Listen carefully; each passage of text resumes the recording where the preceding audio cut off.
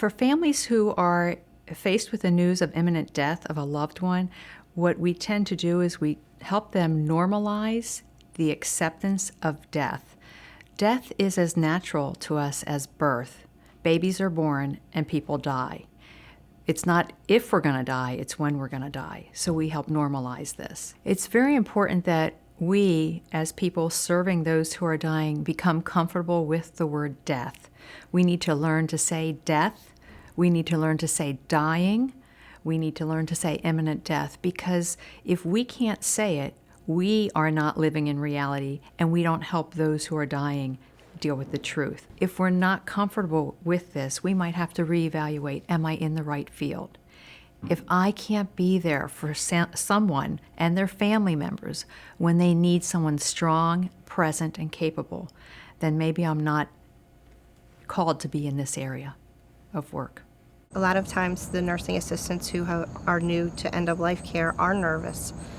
They're afraid to say the D word, dying, and they just need to be themselves. And we are allowed to laugh. Yes, they are dying, but we're trying to bring quality of life to their last days, not trying to make it a funeral already. That time will come. So they're afraid, and they just need reassurance that just be yourself and everything will be okay. Your goal with end-of-life care is twofold. It's one, to make the patient as comfortable as possible while they're going through the dying process. And the other is to assist the family to transition with their feelings and their emotions through that dying process also.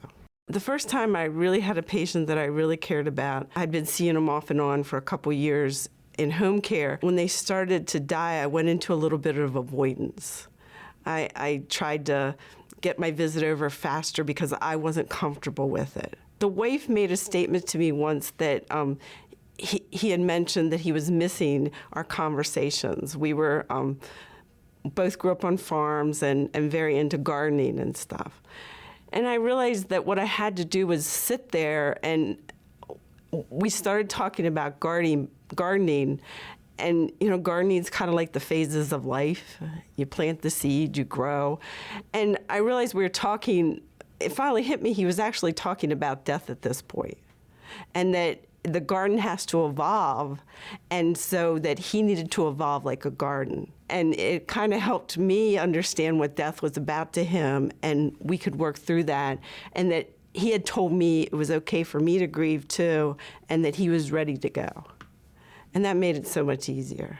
The nursing staff must evaluate their own personal feelings related to death, because they are partners in the process of this special care. I know what it feels like to not have the right words to say.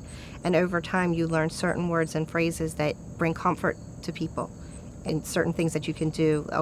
Grab a box of tissues and pass it around. That's something you could do to sort of, to bring comfort to them and reassure them that it looks like that there's a room full of people here. It appears that this person was well loved. Even if you don't know them, there are certain things that you can say to bring comfort to the family members. When you're developing a relationship with the families, it's a little bit easier to know, what to say. Sometimes when someone passes away, people handle grief in all different ways. Some handle it with anger, some denial, some are in tears, some are moaning, and some are, yelling.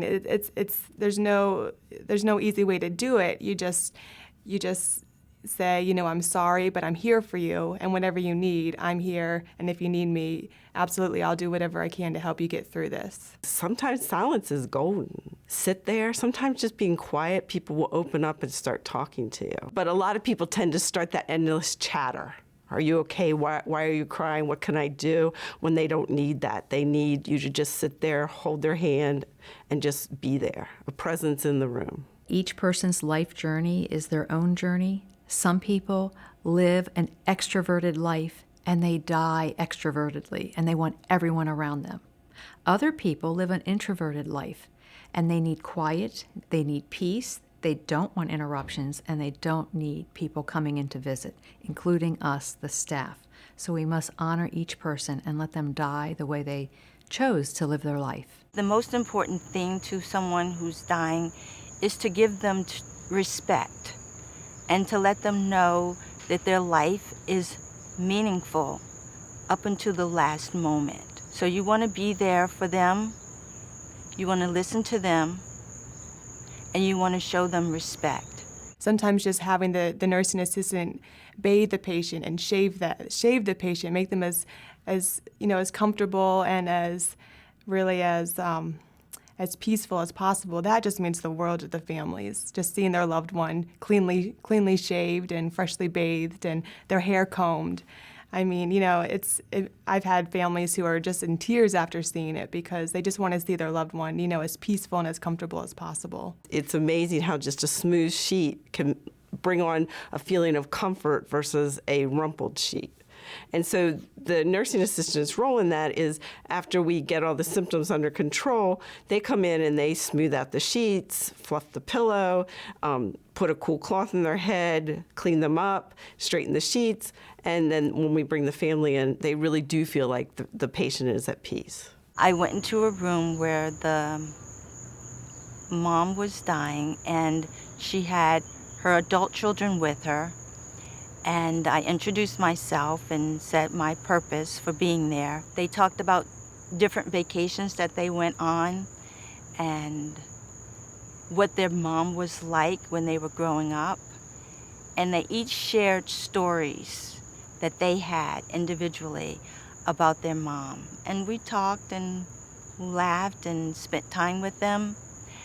And as soon as I walked out of the room, the mom passed.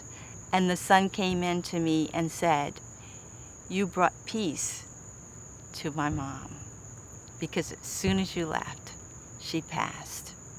So it's little things like that where you make a difference that restores me. A lot of the nursing assistants have never been around anyone who has died. They've never had any close family member that they've lost, and so it's very difficult for them. Aside from the fact that a lot of people who have not been around death are afraid of it. That's why I think it's good to have a partner. A lot of times family members and patients will say, "How can you do this job? Isn't it depressing?" It's never depressing. It is always uplifting, inspiring. When you see family members doing what they do for their loved ones, and it also helps you really appreciate what's important in life. At the end of the day, you don't go home and fight about peas and carrots because you know how lucky you are. You know what your day could be like today. And it helps you feel blessed. I feel that I am more blessed than I am a blessing to them.